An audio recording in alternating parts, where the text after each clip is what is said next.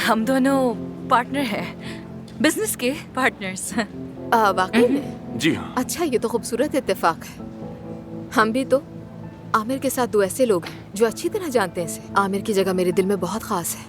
यानी आमिर हमेशा से बहुत अट्रैक्टिव रहा है, लेकिन साथ ही उसूल पसंद और जज्बाती भी था। और इसकी खास बस बात ये करो। आज के लिए इतनी तारीफें काफी हैं। Thank you so much. Afsoon, क्या मैं तुमसे बात कर सकता हूँ? डॉक्टर, पेशेंट की रिपोर्ट्स आ गई। हाँ, उस पेशेंट के टेस्ट रिजल्ट्स आ गए हैं। क्या हम चलें? ठीक सिर्फ है। हम इस बात को कंटिन्यू करेंगे। सेवदा, अगर तुमने हमारे मुतालिक एक भी लफ्ज और कहा ना। मैं यहाँ मसला पैदा करने नहीं आई, बल्कि हल करने के लिए आई हूँ। अगर तुम मेरी बात सुनोगे तो समझ जाओगे। सेवदा, मुझे इशू मिल गया है मेरे ख्याल मैं से। बस आ रही हूँ। देखो, मैं तलाक चाहती हूँ, वाकई परेशान मत हो तुम, लेकिन पहले बात कर लेते हैं, ठीक है?